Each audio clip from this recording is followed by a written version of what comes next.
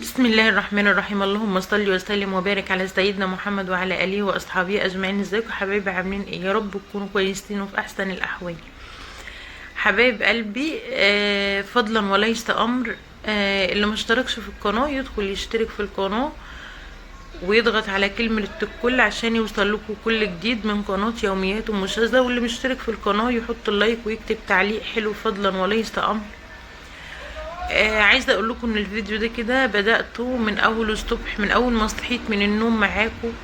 صحيت على صوت حد الراجل اللي هو بيلف بالتروسيكل بيلم الزيت. اللي هو يعني مش عايزه اقول اللي هو زيت الويسك اللي هو اعاده التدوير دي اللي هياخدوه يعملوا اعاده تدوير، وبيقولوا له احنا بناخده نعمل بيه صابون بلدي. صابون بلدي ايه يا ابو صابون بلدي؟ انت وهو ما بيعملوش بيه صابون بلدي حبايبي. هو مين اصلا اللي بقى يشتري الصابون البلدي بتاع زمان ده اللي كانوا الناس بيجيبوه عشان يحطوه في الطشوت زمان يغسلوا بيه الهدوم؟ ما بقاش في حد، لا حد بقى يغسل في طشت ولا بقى حد يشتري الصابون البلدي ده اساسا. تمام. فيا ريت يا حبايبي ما حدش يبيع لهم الزيت ده. الزيت ده بياخدوه انتوا اللي بيبيع الزيت ده للناس بيبيع المرض لنفسه ولولاده. عارفين بيبيع المرض لنفسه ازاي ولولاده؟ هما بياخدوه يعملوا له اعاده تدوير، وبعد كده بقى بيبيعوه للناس اللي هي المحلات بتاعه الطعميه. طبعا انتي بتشتري وانا وغيرك بنشتري طعميه وفول الصبح للعيال يفطروا بيه، يبقى احنا كده بنشتري المرض لاولادنا ولا لا؟ ولو ما اشتريتيش الفول والطعميه بتشتري الشيبسي، بتشتري الحاجات اللي هي بتتباع في الشارع. ولادك بيشتروا مفشر من قدام المدرسه، ولادك بيشتروا اي حاجه معموله في الشارع او في المطاعم. هما ما بيشتروش ازايز، مش هيقدروا على ان هما يدفعوا ايجار محل ويشتروا ازايز زيت، فبيستسهلوا وبيسترخصوا وبيشتروا اللي هو السايب يسند معاهم شويه. فبالتالي احنا كده بنشتري ايه؟ بنشتري الامراض لاولادنا. يعني ال 15 جنيه مش هيزودوكي ولا هيطلعوكي السما السبعه. اتقوا الله يا ولاد، المرض كتر في بلدنا. اتقوا الله، ما تسمعوش كلامهم. طب والله العظيم انا شايفه واحده ست نازله بتبيع للراجل الزيت الوسخ ده في صفيحه، والصفيحة مصدية ومليان يعني دبان وناموس وحاجة كده مقرفة. بياخدوه بقى يعملوا له ايه؟ هما مش هيبيعوا عمرهم، مش هيعملوا له قصدي اعادة تدوير زي ما هما بيقولوا ويعملوا له صابون. هو مين اللي بيشتري صابون؟ ما بقاش حد يشتري الصابون البلد اللي هما بيقولوا عليه، اللي هو كان حتة دي اللي كانوا بيروحوا المحلات يقولوا عايزين حتة صابون زمان دي يحطوه في الغسالات وفي الطشوط ويغسلوا بيه الهدوم. ما بقاش حد يشتري الكلام ده دلوقتي.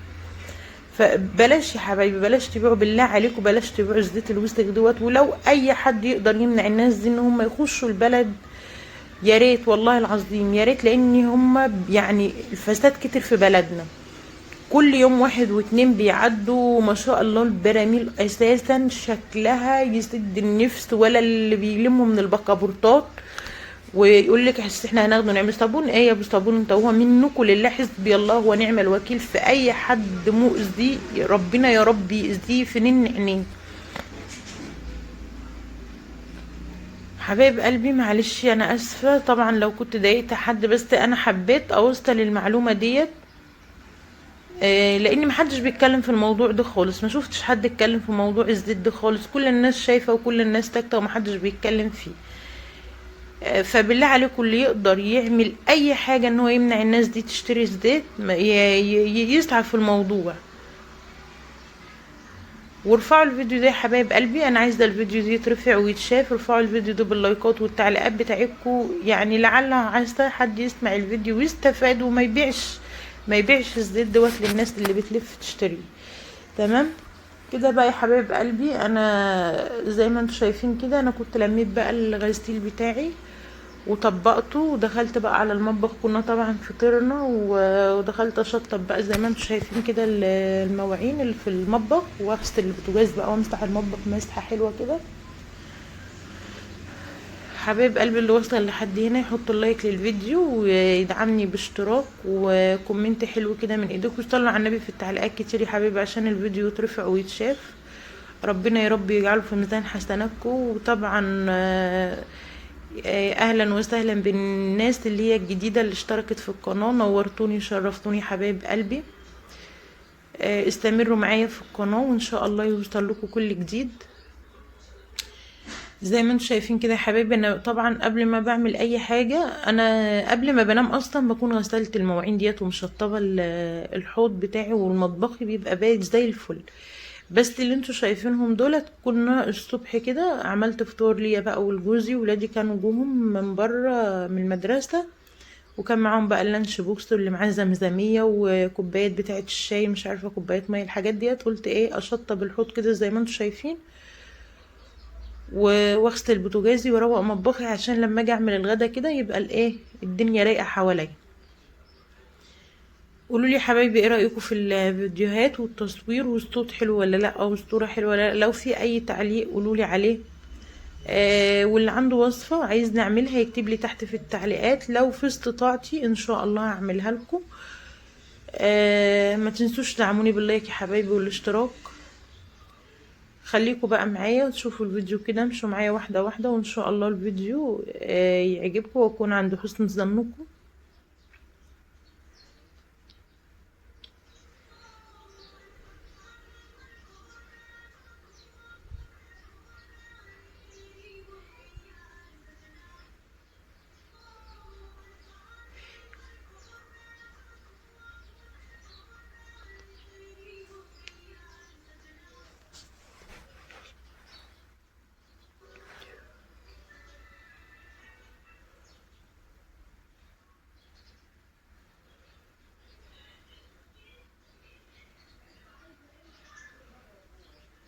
هنا بقى انا وقفت الفيديو شوية عشان ما يبقاش طويل عليكم، وشطبت شوية كمان في الحوض، وهي دي يعتبر اخر حاجة معايا كده اللي احنا كنا بنفطر عليها، الصينية اللي كنا بنفطر عليها. هشطب بقى بقية الحوض. بصوا زي ما انتم شايفين كده يا حبايبي، انا غسلت البوتاجاز وشطبت المواعين ومسحت المطبخ، وهنبدأ بقى نشوف هنعمل غدا ايه. جبت بقى الخضار دي يا حبايبي زي ما انتم شايفين كده، بتنجان وطماطم وفلفل وشطة وبطاطس. هنقشر البتنجان دي يا حبايبي، هنعمل مع بعض كده مسقعة، مسقعة اقتصادية وبسيطة خالص يعني، ولا باللحمة المفرومة ولا حاجة، هي مسقعة عادية خالص يا حبايبي. هنبدأ بقى نقطع كده البتنجان زي ما انتم شايفين مكعبات، حبة تقطعيه دواير، حبة تقطعيه بالطول زي ما انت عايزة، بس انا دي اكتر طريقة بحبها. ليه بقى؟ بتبقى البتنجانية اللي هو المكعب ده بيبقى متماسك كده بنفسه، ما بيتهريش في قلب المسقعة، وبتاخدي القطعة في قلب لقمة. تمام. وهنرش بقى عليه ملح كده زي ما انتم شايفين عشان ينزل المية اللي فيه، ولما تيجي تقليه ما يشربش زيت معاكي. وهنبدأ بقى نقشر برضو البطاطس كده.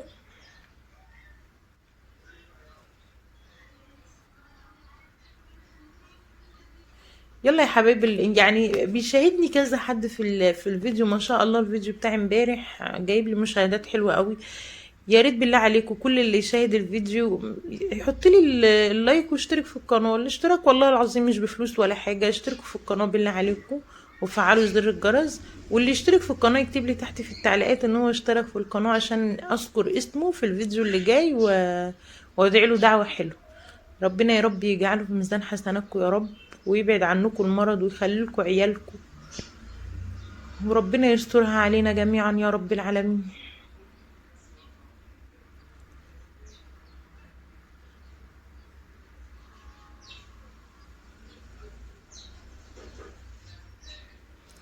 هنا بقى انا كده كنت بقشر البطاطس وخرطتها كده، واحط عليها بقى ميه، لان كده خلاص كنا احنا بقى كده بعد الظهر يا دوبك الحق اعمل الغدا بتاعي.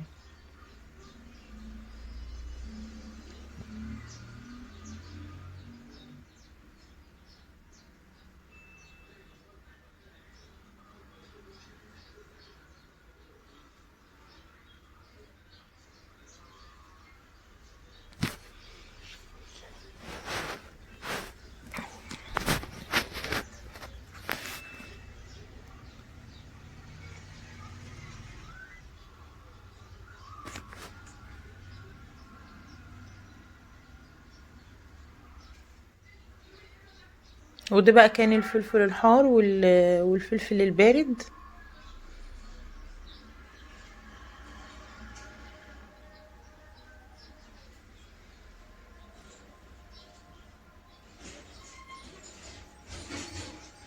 هنقشر بصلايه حلوه كده متوسطه.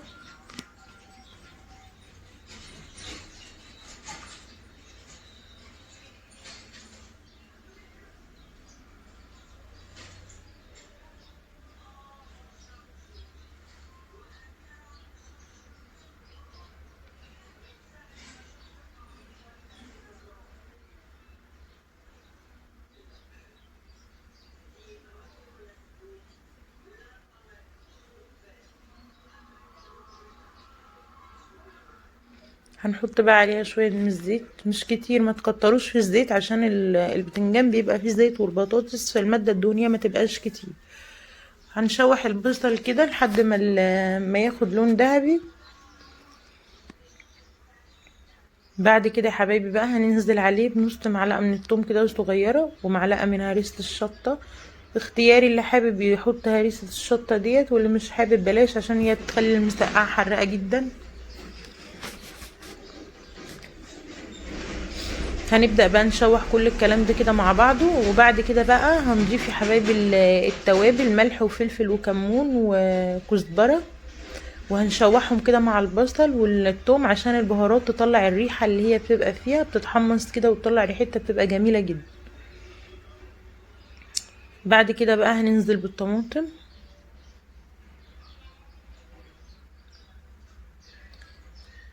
وهنضيف نص معلقة صغيرة كده من السكر عشان الحموضة بتاعة الطماطم، وهنسيبها بقى تستبك مع نفسها. وبعد كده بقى اول حاجة كده هنحمر البطاطس الاول.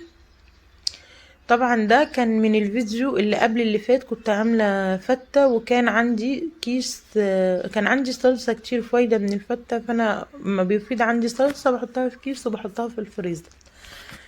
فطلعتها النهارده وقلت هعمل بقى جنب المسقعة، هعمل شوية كشري، اللي هو كشري العدس يا حبايبي. وطبعا انا عندي الصلصة بتاعته زي ما انتم شايفين كانت جاهزة. الصلصة دي عبارة عن ايه؟ عن توم وخل وطماطم وبهارات بس. هنحمر بقى كل الكلام اللي انتم شايفينه ده كده الاول.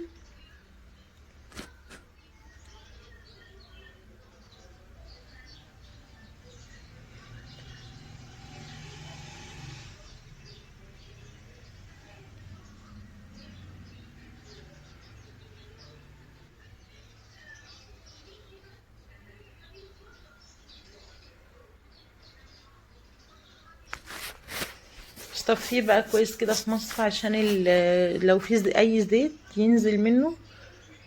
وطبعا زي ما انتم شايفين انا كده بقى عملت الصلصه بتاعه المسقعه والصلصه بتاعه الكشري جاهزه معايا، وبحمر البطاطس والبتنجان والفلفل. زي ما انتم شايفين يا حبايبي. يعني وانا واقفه بعمل كل حاجه على البوتاجاز، مش بعمل حاجه واستنى لما تخلص واعمل اللي بعدها، لا انا بقف على البوتاجاز اعمل كل حاجه. ما شاء الله البوتاجاز كبير ب5 عيون، فبحط على كل عين حله وابدا اعمل بقى الغدايا. ما بياخدش معايا والله وقت خالص. اعملوا كل حاجه وانتوا واقفين في المطبخ، ما تخرجوش من المطبخ غير وانتوا مشطبين وعاملين غداكم ومخلصينه. بصوا يا حبايبي شكل المسقعه ما شاء الله والله العظيم تفتح النفس كده، حاجه جميله جدا. وكشري العدس بقى، انا طبعا كنت نقيت الرز كده، ده كان نص كيلو من الرز عليه ربع كيلو من العدس. هنبدا بقى نغسله غسله حلوه لحد ما النشا اللي في الرز ده كله ينزل. مهم جدا ان انت تغسلي الرز، عشان لو انت ما غسلتوش كويس بيعجن منك وبيلزق في بعضه، فانت تفضلي تغسليه لحد ما الميه بتاعته تبقى رايقه كده وبيضه.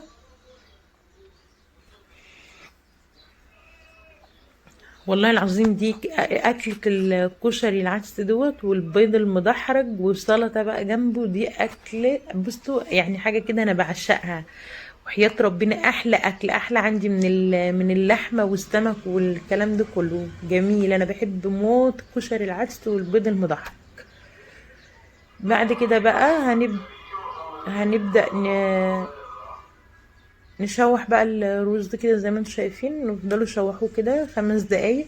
وضيفوا عليه بقى معلقة من الملح، وهنضيف مكعب من المرقة، ونص معلقة من الكمون. بلاش فلفل اسمر علشان خاطر بيخلي الرز يغمق.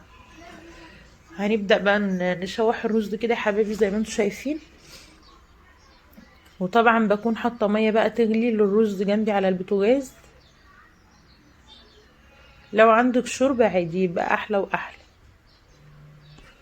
ما عندكيش بقى ضيفي ميه مغليه زي ما انا هبدا اضيف كده على الرز.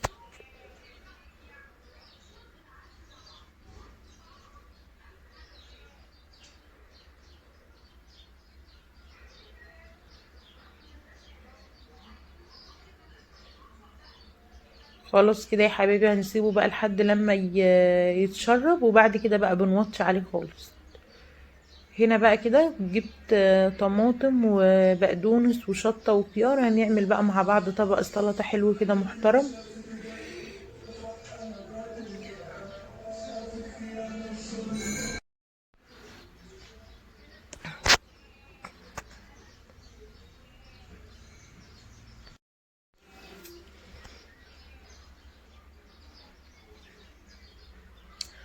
كتروا في الشتا دي يا حبايبي من الخضار والسلطة، بتدي للعيال مناعة عشان خاطر البرد والحاجات اللي هي بتجيلهم في الشتا دي. كتروا من الخضار، الخضار مفيد جدا.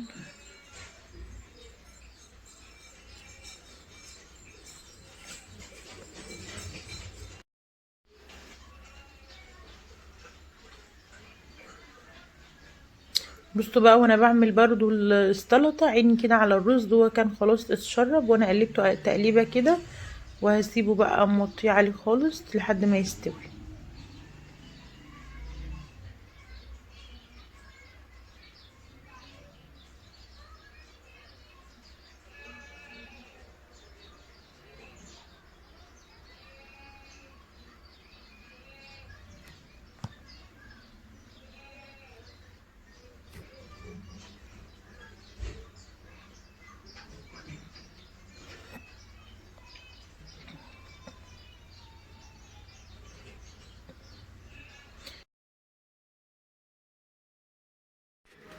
وده بقى يا حبايبي شكل الاكل بتاعنا بعد ما خلص، المسقعه والكشري والبيض المسلوق وليمون مخلل وطبق سلطه. فضل ونعمه من عندك يا رب. شكرا لكم يا حبايبي.